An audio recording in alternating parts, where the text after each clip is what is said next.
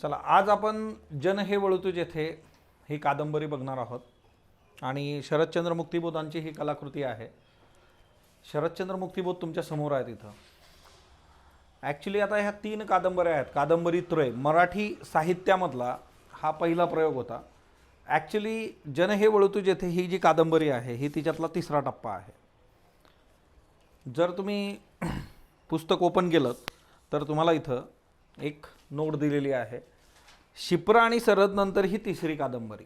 मराठीमध्ये कादंबरी त्रय हा पहिला प्रयोग तुम्ही शिप्रा, सरहद आणि जन हे वळतू जेथेच्या माध्यमातून बघू शकता. शिप्रा आणि सरहदचं मुखपृष्ठ पण आपल्याकडे आहे. शिप्रा शरदचंद्र मुक्तिबोध आणि इकडं जे आहे सरहद. ओके, सो शिप्रा, सरहद आणि मग याच्यानंतर आलेली आहे तर ती जन हे वळतू जेथे. आता विश्वास विरकर जे आहे त्याचा सगळा प्रवास हिच्यातून दाखवलेला आहे. एका अवस्थेपुरता विश्वासच्या जाणीवेचा विकास इथं पूर्ण झालेला आहे.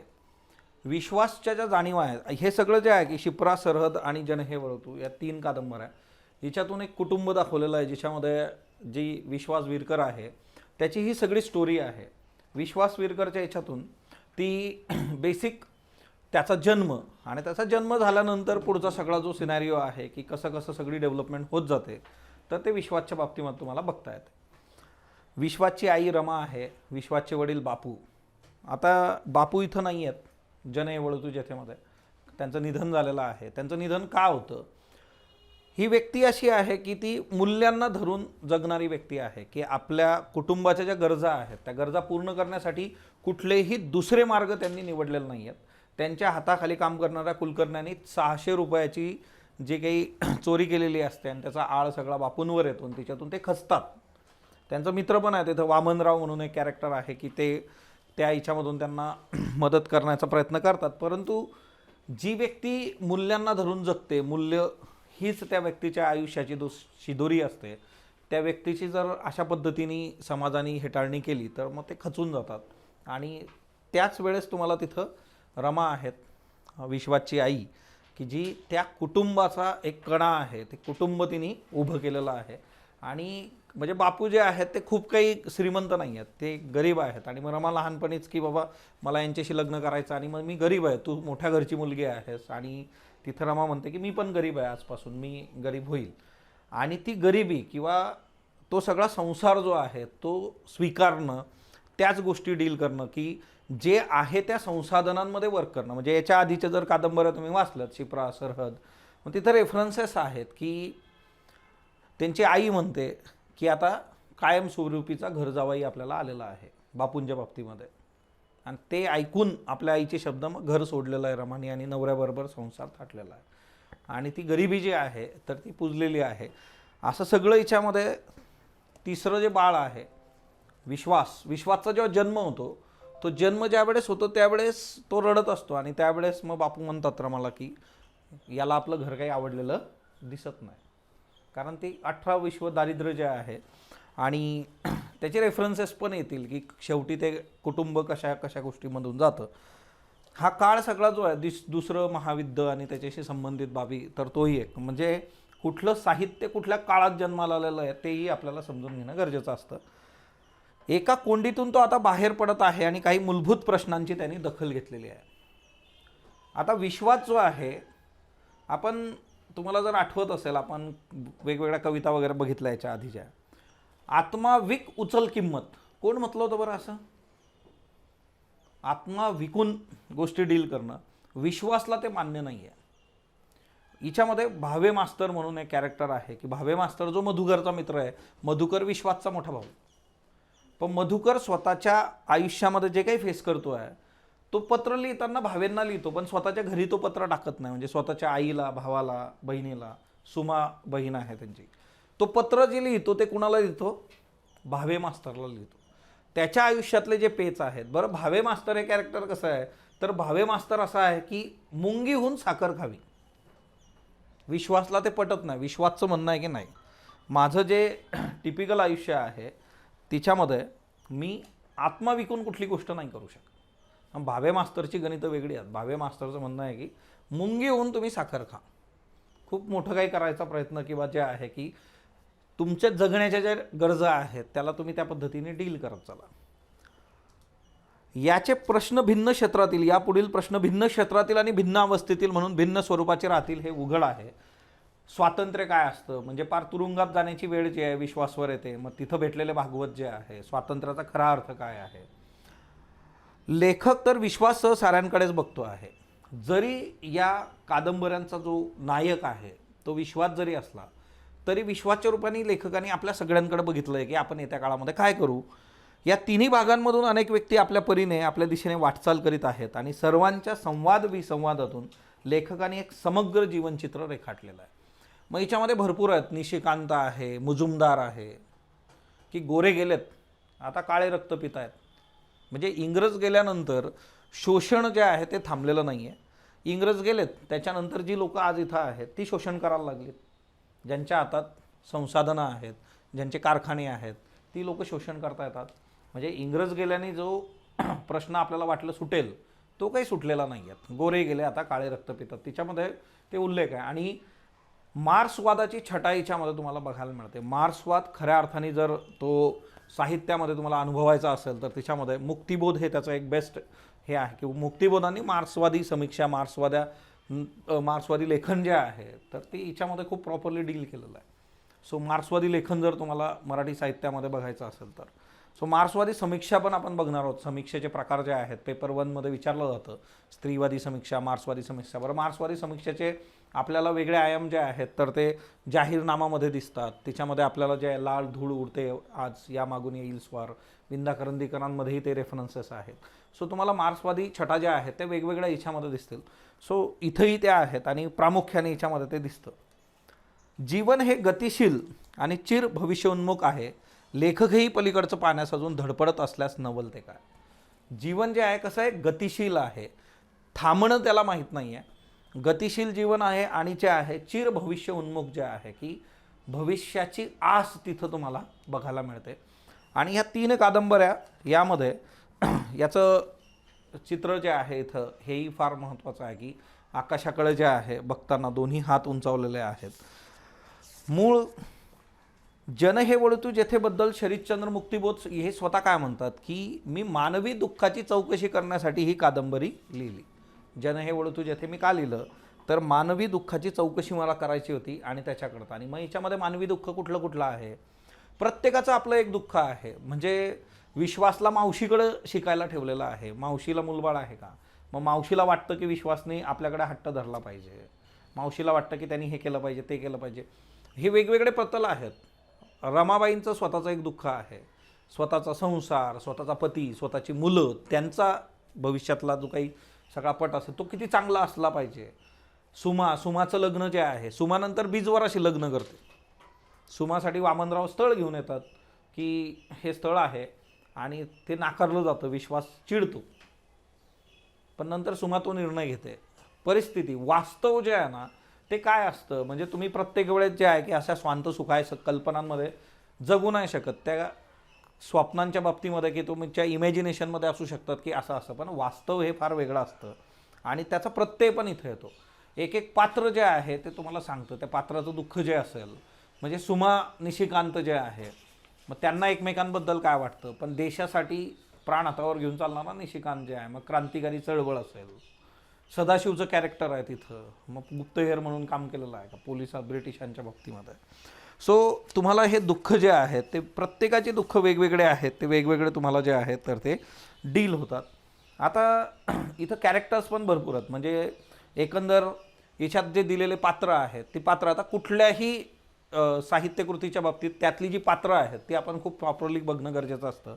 याच्यामध्ये विश्वास, सुमा है ना, सुमा जी आहे ती विश्वाची बहीण आहे, मधुकर आणि विश्वाची बहीण, आणि है ना बापू आणि जे रमा आहे त्यांचे मुलं ही सगळी. भावे मास्तरला निकनेमसुद्धा आहेत. आपल्या डे टू डे लाईफमध्ये निकनेम्स असतात, तसं भावे मास्तरला पप्या म्हटलं जायचं. पप्या जे आहे, कमळ, मावशी.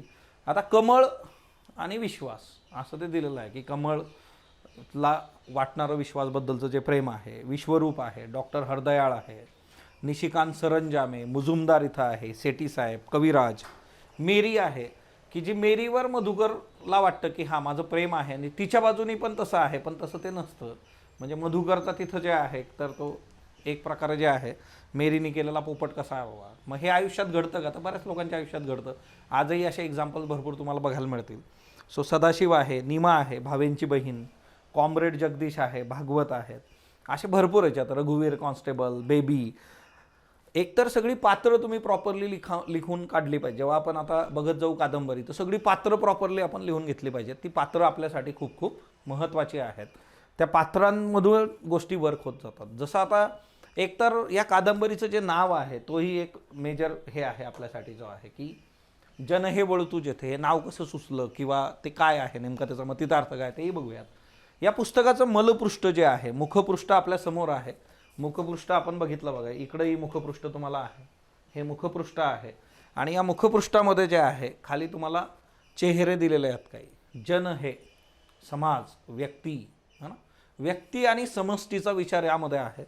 मलपृष्ठ जर तुम्ही बघितलं तर मलपृष्ठावर काय आहे बघा, मलपृष्ठ जे आहे तर त्याच्यावरच्या जर ओळी तुम्ही बघितल्या तर काय आहे, चल चल आता इथून जे जे पाहिलं जाणलं ते ठेव आता पडशीत. हे जिने, या अंधारलेल्या खोल्या, या चाहुली, खिडकीतले आकाशाचे निळे तुकडे, या गल्ल्या, सदोदित पायाखालचे हे स्नेही रस्ते, वळणं, नदीकाठ, वाटेवरचे असंख्य अनोळखी चेहरे, हे सारं काही ओळखीचंच आहे, माझ्यात आहे, सोडवत नाही. ठीक ठीक, पण आता घुटमळू नकोस.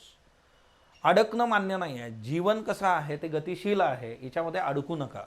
हे रस्ते, नदीकाठ, हे डे टू डे लाईफमध्ये, तुमच्या रुटीन लाईफमध्ये ज्या गोष्टी आहेत तिच्यामध्ये तुम्ही अडकणं इथं लेखकाला अपेक्षित नाही आहे. बरं, इथं उल्लेख जो आहे, आपण जेव्हा बघतो की हे कुटुंब जे आहे, त्या कुटुंब किंवा ओव्हरऑल दुःख तिथं आहे, अंधार जो आहे, मग संसाधनं नाही आहेत आणि त्याच्याबरोबरच बाकीच्या गोष्टी. तर मग इथं तुम्ही जर बघितलं तर हे जे आहे की अंधार खोल्या, खोल्यांचं वर्णन कसं आहे, अंधार खोल्या, खिडकीतले आकाशाचे निळे तुकडे, आकाशाचे पण तुकडे झालेले आहेत. ते आपल्याला सबंध असं आकाश तिथून दिसत नाही. हे कशामुळं आहे, आज जे साचलंय सगळं दुःख तिच्यामुळे वाटतं की हां हे सगळं जे आहे तर ते तुटले फुटले तुकडे झालेत आकाशाचे.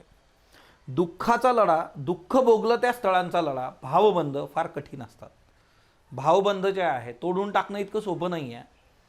ते तुटता तुटत नाही. ओळखीच्या दुःखांचा सुरक्षितपणा, हजारो अग्रांनी भुईत मिसळलेल्या रोपांना तंतू तुटताना होणाऱ्या वेदना कशा असतील. ते प्राणभय, पुढं जाणं म्हणजे प्राणभयातून जाणं. पण मी सामान्य व्यक्ती आहे, सामान्य व्यक्तीने करायचं काय? मग सहन करण्यापलीकडे तो काही करू शकतो का? मग सहन करणं हेच सामान्यांच्या माथी आलेलं आहे का? माझी खात्री नाही, मगदूर नाही, मासडीसारखा तळमळतो आहे, शिणलो आहे, वाट स्पष्ट दिसत नाही, अगदी एकाकी आहे. प्रत्येक क्षण एकाकी असतो, प्रत्येक मार्ग एकाकी असतो, सापडेपर्यंत शोधावा लागतो तोच मार्ग. प्रत्येक क्षण जो आहे तो एकाकी आहे. हे एकाकी पण कुठून येतं? प्रत्येक मार्ग एकाकी आहे. जोपर्यंत मार्ग सापडत नाही तोपर्यंत शोधावा लागतो आणि मग जो सापडेल तो शेवटी मार्ग. मार्ग असंख्य आहेत, पण मला सापडलेला मार्ग तो मी शोधणं अपेक्षित आहे. तो शोधून मग त्या मार्गावरून वाटचाल झाली तर मग तो आपला मार्ग असेल, अदरवाईज नाही. आता शिप्रा कधी आली होती? 1954 मध्ये. सरहद आली होती 1962 मध्ये आणि जन हे वळतू जेथे आलं 1969 मध्ये. या कादंबऱ्यांमधून विश्वास विरकर किंवा बिशू विरकर याच्या आयुष्याची कथा सांगितलेली आहे. विश्वासला हिच्यामध्ये काय संबोधलेलं आहे? बिशू. ओके. आणि या कादंबत्रयीचा आरंभ बिशूच्या जन्मापासून होतो. शिप्रा, सरहद आणि मग जन हे वळतू जेथे. विश्वासच्या जन्मापासून मग ही कादंबरी सुरू होते आणि हळूहळू त्या गोष्टी ज्या त्या पुढं सरकायला जातात. आणि मग इथं जन हे वळतू जेथे जे आहे तर तिथं त्याला एक प्रकारची जाणीव आलेली आहे की मला नेमकं काय करायचं, मी कोण आहे, मला काय करायचं आहे, ह्या गोष्टी त्याला उमगलेल्या आहेत. म्हणजे एका लहान मुलाचा जो काही जीवन प्रवास आहे कुठपर्यंत, जन्माला आल्यापासून त्याला एक जाणीव स्वतःची निर्माण होईपर्यंतच्या की मला नेमकं काय, म्हणजे त्याचा मार्ग त्याला सापडला का? तर मग याच्यात पण आहे की बऱ्याचशा गोष्टी आहेत, बरेच प्रश्न आहेत, तिथं लिहिलेलं आहे त्यांनी, वेगवेगळे प्रश्न आहेत. कदाचित त्याचे मार्ग अजून बदलू शकतात, पण त्या जाणीव नेनिवेचा विकास तिथपर्यंत झालेला आपल्याला एका अर्थाने दिसतो. आता जन हे वळतू जेथे अंतरात्माची वळूला, जन हे खवळतू जेथे अंतरात्माची खवळूला, असं समर्थ रामदासांनी म्हटलं होतं. आता हे नाव आपण का दिलेलं आहे? समरसता जी आहे, समरसता म्हणजे काय? एकात्मता. एका व्यक्तीला दुसऱ्या व्यक्तीविषयी किंवा एका समाज घटकाला दुसऱ्या समाज घटकाविषयी वाटणारी भावनिक एकात्मता म्हणजे समरसता. समरस होणे, एकमेकांमध्ये मिसळणं, एकमेकांच्या भावना समजून घेणं, एकमेकांबद्दल जे आहे काहीतरी वाटणं. आपला जो समाज आहे तो समाज असा असला पाहिजे. भावनिक एकात्मता. आता तुम्ही बघा, ह्या गोष्टी आपल्याला, ही समरसता बऱ्याचदा आपल्या समाजामध्ये अनुभवास मिळते. कोविड-19 असेल किंवा एखादी कुठली घटना घडली तर लोक मदतीला धावून येतात. बऱ्याच गोष्टी आहेत. म्हणजे काल रेल्वेचा एक ॲक्सिडेंट झालेला आहे, मग असा अपघात झाला, लोक मदतीला येतात, तुम्हाला हेल्प करतात वेगवेगळ्या दृष्टीने जे आहे. तर तो जो बंध आहे की नाही, असं चुकीची गोष्ट घडली आहे, आपण मदत केली पाहिजे, किंवा आकस्मिक काहीतरी घडतं आहे, आपण हे इथं हेल्प केली पाहिजे, ही भावनिक एकात्मता समाजामध्ये असणं फार गरजेचं आहे, ज्याला आपण काय म्हणतो? समरसता. अशी समरसता प्रत्यक्ष कृतीतून देखील आविष्कृत झाली पाहिजे, तेव्हा त्या समरसतेला काय होईल? मोल प्राप्त होईल. मग आता फक्त हे वाटणं अपेक्षित आहे का? मला एखाद्याबद्दल काहीतरी वाटतं, मान्य आहे, पण ते वाटणं जे आहे ना ते कृतीमध्ये आलं पाहिजे. म्हणजे सिंपल आहे, जसं आपण बघतो की सिम्पॅथी, इम्पॅथी जे आहे, मग आता सिम्पॅथी आहे, इम्पॅथी आहे, याच्याबद्दल जर तुम्ही गोष्टी बघितल्या तर हे गणित जे आहे की समोरचा काय विचार करतो त्याच्या जागी राहून आपण विचार करतो. मग इथपर्यंतच अपेक्षित आहे का? तर नाही. मग पुढं कृती झाली पाहिजे. ती कृती इथं अपेक्षित आहे. ही समरसता तुम्हाला प्राचीन आणि अर्वाचीन अशा काळातल्या साहित्यामध्ये प्रकट झालेली दिसते. म्हणजे समरसता, समाज एक होणं, भावनेतून बांधलं जाणं, हे तुम्हाला प्राचीन आणि अर्वाचीन साहित्यांमध्ये दिसतं. मग तिच्यामध्ये संतांचे जर रेफरन्सेस आपण घेतले तर त्यामध्ये मराठी संत कवींनी समरसतेचा मंत्र जो आहे तो जपलेला आहे आणि त्यांची जीवन साधना आणि काव्य साधना केलेली आहे. 18 पगड जातीमधून आलेले जे संत होते त्या संतांनी लेकुरवाळ्या विठोबाला लेकरांचा मेळा समरसतेच्या भावनेने भरलेला होता. मग संत ज्ञानेश्वर काय म्हणतात? हे विश्वची माझे घर, अशी मती जयाची स्थिर, किंबहुना चराचर आपणची जाहला. हे विश्वची माझे घर आहे, सगळंच सगळंच आहे. सगळा जो आहे म्हणजे वसुधैव कुटुंबकम जे आहे, वसुधैव कुटुंबकम, ती जी संकल्पना आहे की ही सगळी पृथ्वी, हे विश्व हे माझं घर आहे. ऑब्वियसली ज्यावेळेस तुम्ही म्हणता की हे माझं घर आहे, तर तुम्ही काय करणार? त्याच्यासाठी जे आहे तुमच्या भावभावना असतील, त्याच्यासाठी तुमची कर्तव्य असतील, ती तुम्ही पार पाडाल, बरोबर. अदरवाईज काय होतं? आपल्या घरातला कचरा दुसऱ्याच्या घरावर किंवा रस्त्यात आहे. भारत माझा देश आहे असा एक चॅप्टर आम्हाला होतो धडा लहानपणी, किंवा प्रतिज्ञा आहे आपली की भारत माझा देश आहे. आपण असं का नाही म्हणत की भारत हा आपला देश आहे? कारण माझा म्हटल्यानंतर मी त्याची काळजी ज्या पद्धतीने घेणार आहे, तसं आपलं म्हटल्यानंतर मी त्याची काळजी घेईलच, याची कसलीही शाश्वती नाही. सो तो तिथं महत्त्वाचा कन्सर्न आहे. संत तुकाराम जे आहे, करुण रस जो आहे, करुणेने भरलेली आपली आत्मस्थिती प्रकट करताना त्यांनी काय म्हटलेलं आहे? बुडती हे जन देखवे न डोळा, येतो कळवळा म्हणून. ज्यावेळेस लोक जे आहेत तर ते बुडतायत इन द सेन्स त्यांचं काहीतरी वाईट होतं आहे, हे ज्या वेळेस मी बघतो तर हे बघवलं जात नाही आणि म्हणून कळवळा येतो. म्हणून हे सांगणं आहे की तुम्ही असं करू नका. नीतिमत्ता जी आहे, चांगल्या गोष्टींवर फोकस झाला पाहिजे. संत रामदासांनी म्हटलेलं आहे की जनांशी संपूर्ण समरसता अभिव्यक्त करताना त्यांनी म्हटलं होतं, जन हे खवळतू जेथे आत्मा खवळूला, जन हे वळतू जेथे तेथे आत्म वळूला. आता वळणं जे आहे म्हणजे समृद्ध होणं, खवळणं म्हणजे थांबणं. जन थांबतात तिथं जे आहे तो अंतरात्मा थांबतो आहे, तो वळणं ते समृद्ध होणं. म्हणजे काय पाहिजे आपल्याला? की मानव प्राणी जो आहे तर तो काय झाला पाहिजे? समृद्ध झाला पाहिजे. त्याच्या जाणीवा निर्णीवा ज्या आहेत, त्याच्या भावना, त्या समृद्ध होणं. आपल्याला जसं आपल्या प्रियजनांविषयी काही वाटतं ते सगळ्यांप्रती जर वाटायला लागलं, संपूर्ण समाजाला एकमेकाविषयी जसं वाटायला लागलं तर काय होईल बरं? आपण या सगळ्या गोष्टी ज्या बघतो की कंपॅशन टुवर्ड्स वीकर सेक्शन वगैरे वगैरे, एकूण एक गोष्ट, तर मग सगळी लोक एकमेकांना मदत करायला लागतील. आणि जेव्हा ती एकमेकांना मदत करायला लागतील तर तो तिच्यामध्ये एक फार बेसिक हे असेल की एकमेकांप्रती तिथं करुणा असेल, प्रेम असेल, भाव असतील, तसं ते आहे. सो लोकांना शिकवणं, त्यांना जाणतं करणं, मग त्यांचा एकजीव करून त्यांना दृढ संघटित ठेवणं हा समर्थांचा महामंत्र आहे. आणि लोक आपल्या मागे आले की लोक हे राखता राजी, सर्व राजीच होत असे. लोकांना तुम्ही एकत्रित करा, त्यांचा होकार जे आहे त्याच्यातून सगळ्या गोष्टी पॉझिटिव्ह होतील.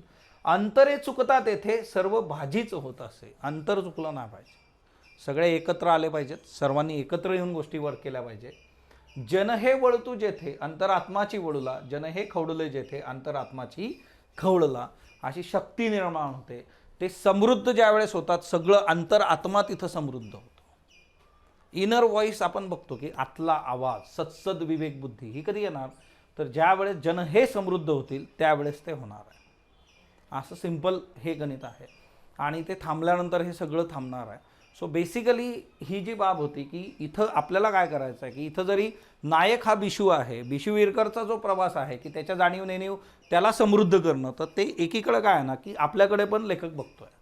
बिशू हे काय आहे, एक सिम्बॉलिक गेस्चर आहे तिथं की ते एक पात्र घेतलेलं आहे, पण तिच्यातून त्यांना काय अपेक्षित आहे की आपणही तसं समृद्ध झालं पाहिजे, असा तो मुद्दा आहे.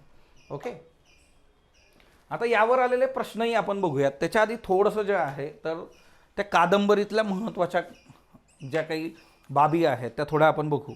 आता जसं इथं तुम्ही ओपन केलं, याची सुरुवात कशी होते बघा.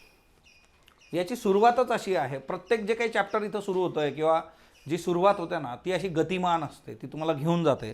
इथं सुरुवातच अशी आहे की गाडीने वेग धरला, शेतनी झाडं भरभर मागं पडू लागली, सारं काही मागं राहिलं. सारं मागं राहणं जे आहे की तुम्ही तिथं त्याच्यात अडकणं अपेक्षित नाही आहे. सगळंच मागं राहतं, गाडी पुढं निघाली. म्हणून ते जे आहे की मलपृष्ठावर जे दिलेलं आहे की हे रस्ते है ना, नद्या, इच अँड एव्हरीथिंग जे आहे ह्या सगळ्या बाबी आहेत.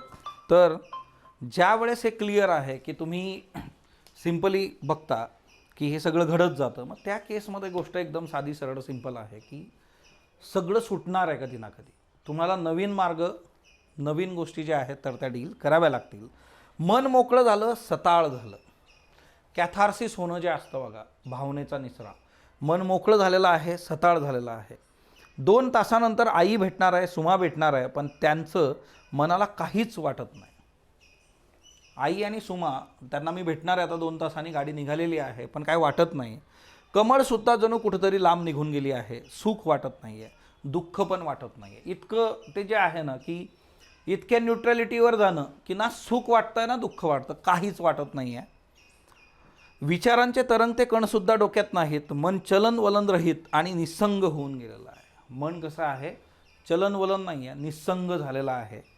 समोर दृश्य धावता आहेत, फक्त दृश्य भासत आहेत. विश्वास टक लावून समोर बघत आहे, वटारल्यासारखे डोळे, खोल डोळे, गालं हाडं वर आलेली आणि ओठांवर मिशांची किंचित लव, गाडीच्या तालावर किंचित हालत असलेलं शरीर जे आहे ते हलत आहे.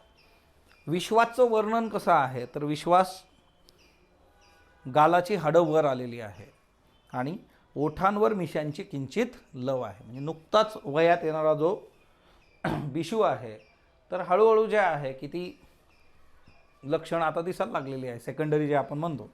गाडी बराच वेळ झपाट्यानं अंतर कापीत होती, मग तिनं दीर्घ कर्णकटू किंकाळी दिली.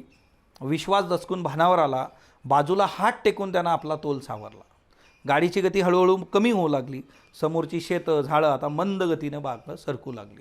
काही वेळानं गाडी दाट झाडीत शिरली आणि डब्यात एकदम मंद हिरवा प्रकाश पसरला. मग गाडी हळूहळू सरकत राहिली आणि शेवटी एक जोरदार हिसका देऊन जागच्या जागी थांबली.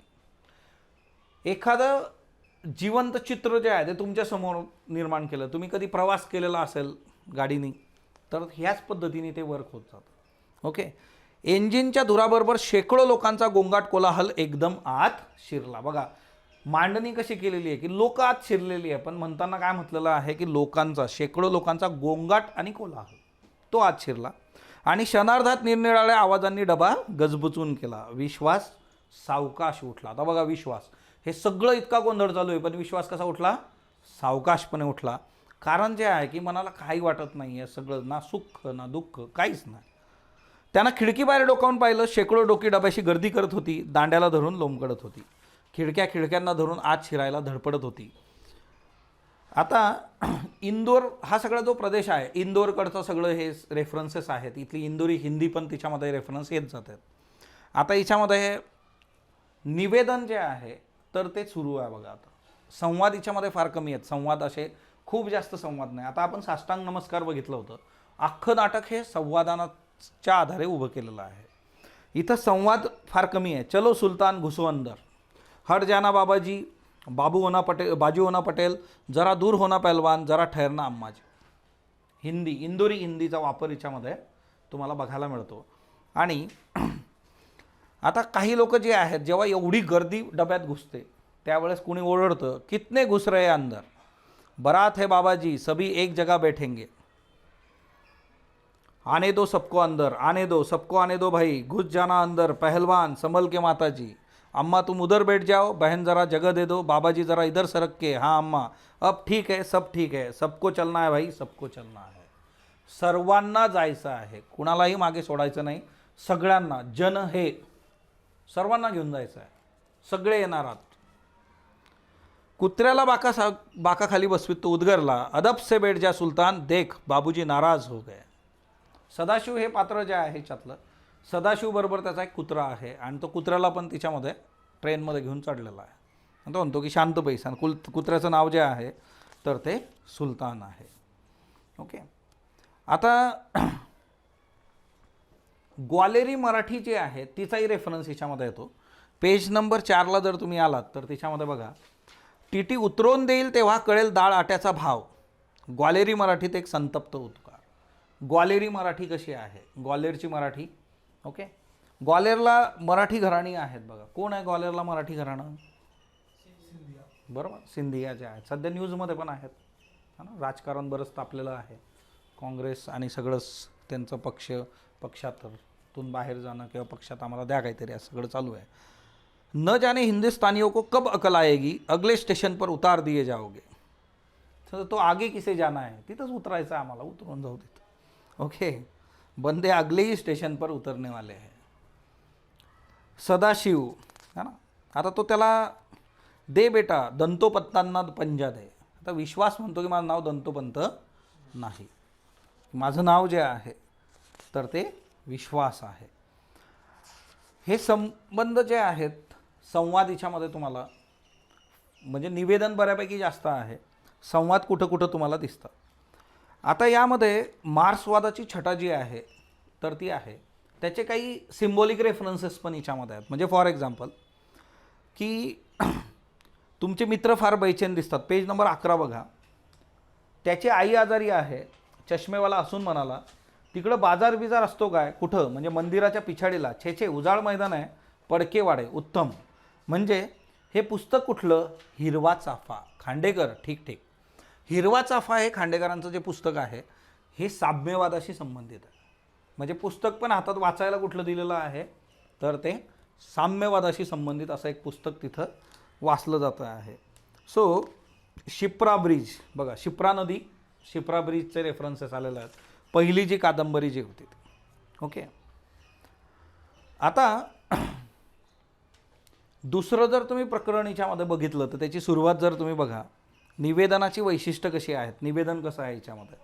थंडगार गल्ल्यांचं अंधुक वातावरण, गल्ल्या कशा आहेत, थंडगार आहेत, अंधुक वातावरण, तेवढासा प्रकाश तिथं नाही आहे. म्हणजे मूळ प्रकाश जो आहे, आता हे जे दिलेलं आहे आपल्याला की अंधुकचा प्रकाश, त्याच्यानंतर इकडं जर मलपृष्ठावर आपण जेव्हा बघतो अंधार खोल्या, मग हा माणसाच्या जीवनातला अंधकार आहे का, प्रतिकात्मक जे आहे की सगळीकडे कसं आहे, अंधुक वातावरण आहे, स्पष्ट आपल्याला समोर काही दिसत नाही. विश्वास शहारला, हाडी माशी खिळलेलं हे जुनं जग, परंतु त्याचा हा अनुभव मात्र मनाचा हिरमोळ करणारा, मन खिन्न करणारा. घर अगदी जवळ येऊन ठेपला आहे, परंतु आईची किंवा सुमाची पुसटशी छाया देखील मनात उमटत नाही. कमलची आकृती देखील पुसट झाली आहे, स्वप्नातल्या स्मृतीसारखी. स्वप्नातल्या स्मृती ज्या आहेत तर त्या सगळ्या आठवतीलच असं नाही आहे. कमल जी आहे आणि तिची जी आकृती आहे ती पुसट झाली.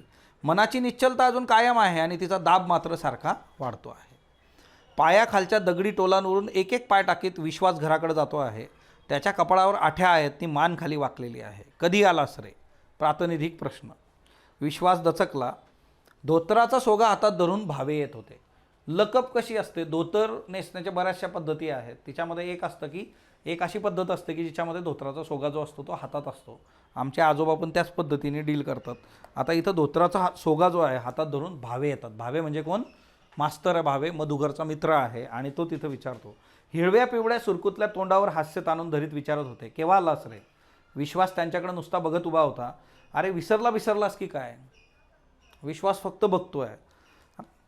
सो तो म्हणतो की छे तसं कसं होईल, आत्ताच येतोय स्टेशनवर. आता यामधल्या काही बाबी ज्या आहेत रसास्वादासाठी पण महत्त्वाच्या आहेत, त्याही आपण ओळी बघू. जसं फॉर एक्झाम्पल 15 नंबरच्या पेजवर, चुलीतल्या बारीक झिलप्यांमधून पिवळ्या निळ्या केशरी जिभा बाहेर पडल्या आणि वरच्या काळ्या कुट्ट भांड्याला हळूहळू चाटत वर सरकू लागल्या. आणि आता त्याच्या केशरी पिवळ्या पाकळ्या बनल्या आणि त्यांनी ते काळं कुट्ट भांडं वेढून टाकलं. पाणी एकदम सळसळू लागलं. शिळांमध्ये असं कन्फ्युजन होऊ शकतं, पण एक गोष्ट लक्षात घ्या, शिळांमध्येही स्वयंपाकाचे, जेवणाचे ते रेफरन्सेस येत जातात. पण शिळांमध्ये रंग नाही आहेत, इथं रंग आहेत. बरोबर, इथं तुम्हाला रंग आहे, पिवळ्या निळ्या केशरी. शिळांमध्ये रंग आहे. शिळांमध्ये तो सकाळचा, रात्रीचा, दुपारचा सगळाच प्रश्न आहे अजून, की पेटणार कसं, चूलच पेटायचे प्रश्न आहेत तिथं. ओके, सो अशा ज्या गोष्टी आहे तर त्या तुम्हाला रसास्वादाला विचारल्या जाऊ शकतात. तिथं ते लिहा की आपल्याला कन्फ्युजन ग्रामीण कथेशी होता कामा नये, इथं तसं लिहून ठेवायचं. ओके, सो रमाबाईंचं वर्णन कसं केलेलं आहे इथं. डोळे अंधाराला सरवल्यावर त्याला रमाबाई दिसल्या. तो त्याच्या घरात येतो. ते घर कसं आहे, सगळं अंधारलेलं आहे, घरात प्रकाश नाही आहे. आणि डोळे बघा तुम्ही, एकदम प्रकाशातून एकदम अंधारात गेले तर तुम्हाला एकदम दिसतं का काही? नाही. डोळे अंधाराला जेव्हा सरावतात तेव्हा रमाबाई दिसतात. आणि रमाबाई अंगाची जुडी करून रकट्यावर बसलेल्या, सगळे केस पांढरे झालेले. विश्वास आईजवळ जाऊन बसला. रमाबाईच्या सुकलेल्या खडबडीत हात त्याच्या पाठीवरून फिरू लागला. कशी आहेस आई? बरीच आहे. ते जे आहे की बरीच आहे बाबा. आवाज खोल आणि क्षीण. ते एक्सप्लेनेशन जे आहे तिथं की तो कसा आहे की बरीच आहे म्हणणं, ते कसं आहे की आवाज खूप खोल गेलेला आहे, क्षीण गेलेला आहे म्हटल्यानंतर त्या व्यक्तीची शारीरता जी आहे ती लक्षात येते की खूप जे आहे खंगली आहे व्यक्ती, शरीर जे आहे ते खंगलेलं आहे. सो इथं तुम्हाला बऱ्यापैकी जे आहे, छपरातून झिपणारा एक किरण, जमिनीवर पडलेला पिवळसर ठिपळा, रंगांची आसक्ती आहे का इथं, वेगवेगळे रंग जे आहेत तर ते डील होताना तुम्हाला इथं दिसतं. आता थोडंसं तिथं खायला पण काही नाही आहे आणि ते खाताना जे आहे थोडं मीठ वाढ, पेज नंबर 16वर आहे. मग मीठ वाढल्यानंतर तरी आयुष्याला चव येणार आहे का? जेवणाला येते तशी. ओके, कोरून कोरून मीठ वाढणं म्हणजे बघा, मीठ ही गोष्ट कशी आहे ना, तुम्ही जर बघितलं तर मीठ हे कसं आहे की इझिली अवेलेबल आहे, स्वस्त आहे. त्या घराची अवस्था अशी आहे की तिथं कोरून मीठ काढलं जातं आहे, म्हणजे मीठही तिथं प्रॉपरली नाही आहे. इतकं ते रसातळाला सगळं गेलेलं आहे. फिनान्शियली, आर्थिकरित्या उद्ध्वस्त झालेली ही लोकं आहेत. त्यांची घरातली भांडी वगैरे वस्तू बऱ्याच विकल्या गेलेल्या आहेत. त्याच्यावर जगणं चालू आहे. आणि ती सगळी जी आहे तर ती परिस्थिती अतिशय, आणि विश्वास आल्या जे आहे तर ते सगळी परिस्थिती समजून घ्यायच्या याच्यामध्ये तो की हे सगळं काय इथं, म्हणजे तो जेव्हा येतो किंवा चला त्याच्या डोक्यात आहे की 2 तासांनी आई आणि सुमा भेटणार आहे आनंदी आनंदकडे, पण तसं काही नाही आहे तिथं. तिथं अंधकार आहे आणि त्याची चिडचिड पण व्हायला लागते. तो ज्या पद्धतीने बोलतो त्यावेळेस त्याची बहीण त्याला सांगते, आईने काहीच खाल्लं नाही रे 2 दिवसापासून, आम्ही काहीच खाल्लं नाही, आल्याबरोबर हे कसं सांगायचं तुला. भूक जी आहे, सहन करण्याची धमक जी आहे ती रमाबाईंमध्ये कशी आहे, सुमामध्ये कशी आहे की 2 दिवसांपासून आम्ही काही एक खाल्लेलं नाही, घरात काहीच नाही आहे. बरं, घराची ही स्थिती, ती बहीण जी आहे रमाबाईंची तर ती करती सबरती आहे.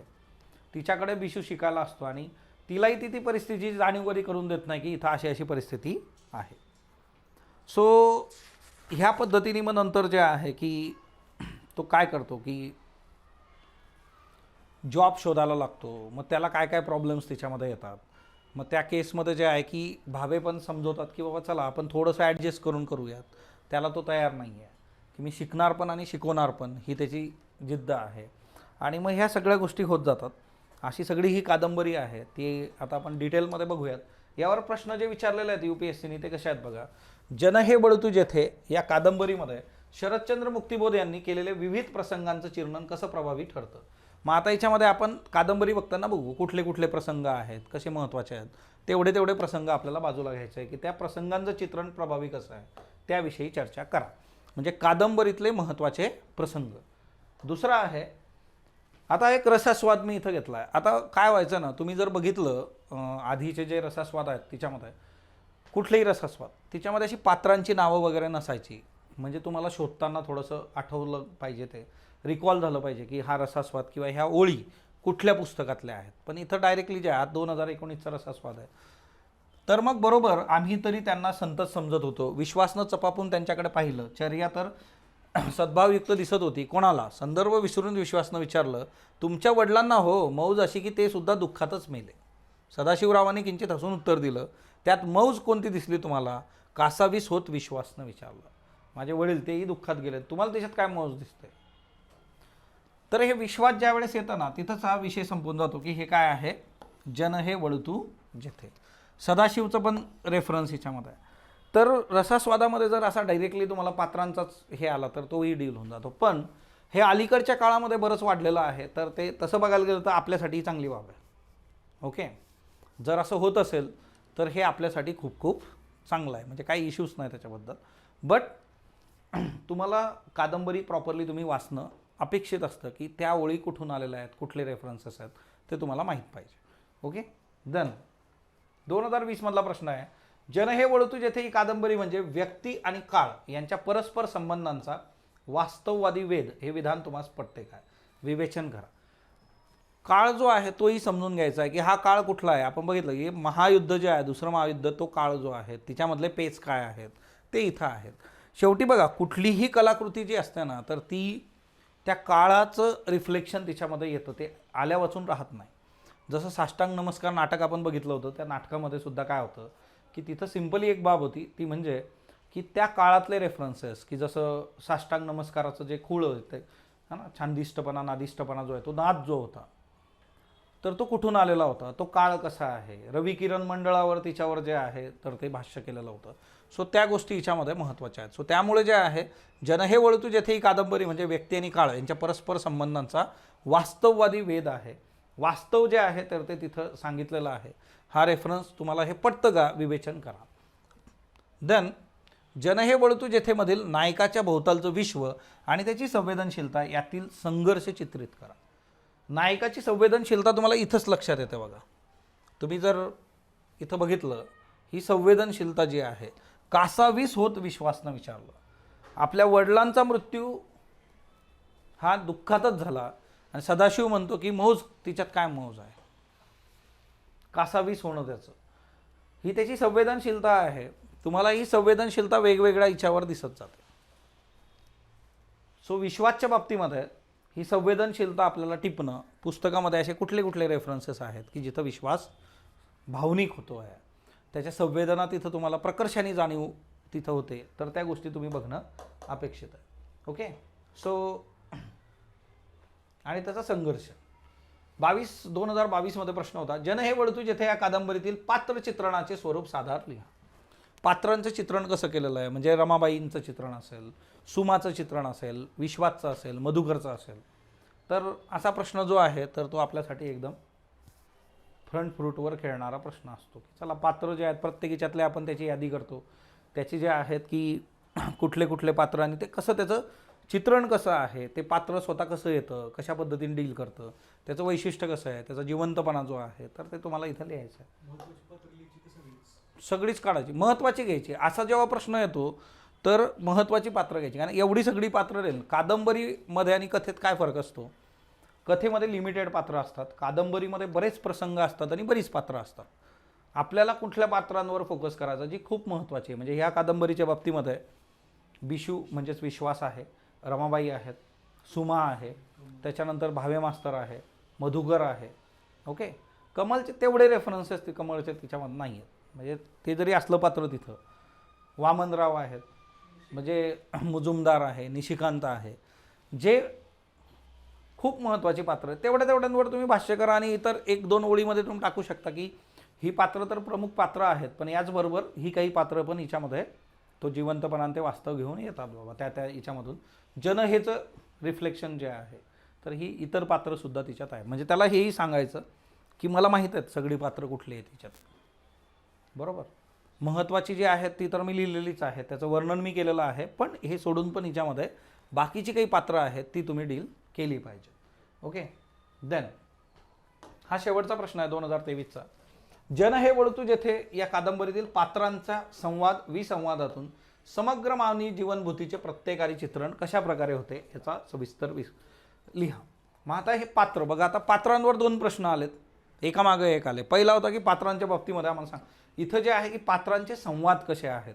सो इथं वेगवेगळ्या पात्रांचे जे संवाद आहे, जसं एक सिंपल रसा स्वादामध्ये तुम्हाला सदाशिवराव आणि विश्वासचा संवादवरती आहे, तर तुम्हाला काय करायचं आहे की ते काही संवाद जे आहेत खूप महत्त्वाचे संवाद, जसं तुरुंगात असताना भागवत आणि विश्वास यांचा संवाद आहे, तर ते आपण कादंबरी बघताना बघू. मग त्याचे एक तुमच्याकडे 7 ते 8 रेफरन्सेस असले तर त्याच्या आधारे एक चांगलं उत्तर तुम्ही लिहू शकता. आणि त्या संवादातून कशाला जन्म दिला जातो, समग्र मानवी जीवन जे आहे की मानवाच्या आयुष्यामध्ये असणारे जे काही प्रश्न आहेत ते प्रश्न तिथं डील होतात का हे तिथं बघितलं पाहिजे. सो त्या कादंबरीतून तो एक महत्त्वाचा रेफरन्स आहे की ते संवाद तुम्ही निवडले पाहिजेत. सो तुमचं काम आहे की ही कादंबरी वाचत असताना त्यातली पात्र, त्या पात्रांचे महत्त्वाचे संवाद, प्रसंग जे आहेत ते तुम्ही बघितले पाहिजे. म्हणजे आपण जर आता बघितलं तर यांना काय काय अपेक्षित आहे, तर पात्र जे आहेत त्या पात्रांचे संवाद जे आहेत, त्या पात्रांच्या बाबतीमध्ये दुसरा एक मुद्दा येतो, तो म्हणजे काय की हिच्यातून कुठले सामाजिक प्रश्न तिच्यावर चर्चा झालेली आहे, समाजातले किंवा जगण्यातले पेच जे आहेत किंवा जे प्रसंग आहेत ते तुम्ही घ्या. म्हणजे ह्या 3 गोष्टी डायरेक्टली मार्क्सवादावर गेल्या 5 वर्षात प्रश्न यांनी डायरेक्टली विचारलेला नाही आहे. मार्क्सवादी समीक्षा पण आपण बघणार आहे, हे आयदर पेपर 1 मध्ये पण येतं मार्क्सवादी समीक्षा, किंवा इकडे येऊ शकतं की मार्क्सवादाचे रेफरन्स कुठं कुठं आहेत, तर तेही आपण कलेक्ट करत जाऊ. जर तो एक प्रश्न आपल्यासाठी असेल की शरदचंद्र मुक्तिबोध यांनी जन हे वळती जेथे या कादंबरीच्या आधारे साम्यवाद मार्क्सवादावर कसं भाष्य केलेलं आहे तर ते सांगा. सो मग तेही रेफरन्सेस आपण बघत जाऊ. सो एकंदर ही जी कादंबरी, त्या कादंबरीवर विचारलेले हे टिपिकल काही प्रश्न आहेत गेल्या 5 वर्षातले. हे प्रश्न बघितल्यानंतर एवढं तर क्लिअर आहे की आपण हे लिहू शकतो. हे प्रश्न जे आहेत ते असे एकदमच तुम्हाला खूप काहीतरी आउट ऑफ द वे जाऊन विचारले असे नक्कीच नाही आहे. स्ट्रेट फॉरवर्ड आहे. लिटरेचरचं हेच वैशिष्ट्य आहे की लिटरेचरमध्ये कुठलंही पुस्तक असेल किंवा कुठलाही टॉपिक आहे, त्याचे प्रश्न जे आहेत तर ते सुपरफिशियली स्ट्रेट फॉरवर्ड विचारलेले आहेत. सुपरफिशियल याचा अर्थ असा म्हणजे की एकदम स्पेसिफिक एकाच विषयावर त्यांनी कधी फोकस नाही केला, की जरी विश्वास हा याचा नायक आहे मग विश्वासबद्दलच तुम्ही आम्हाला सांगा, असं केलेलं नाही आहे. किंवा कालिंदीबद्दलच आम्हाला सांगा तुम्ही, असं नाही केलेलं. ब्राह्मण कन्यामध्येही आपण बघितलं तर इन जनरल प्रश्न जो आहे विवाह संस्था, सामाजिक पेच, असंच ते डील करतं. सो ते एक लक्षात ठेवा आणि त्या पद्धतीने आपण जे आहे जन हे वळतू जेथे ही कादंबरी आता प्रॉपरली बघूयात. ओके.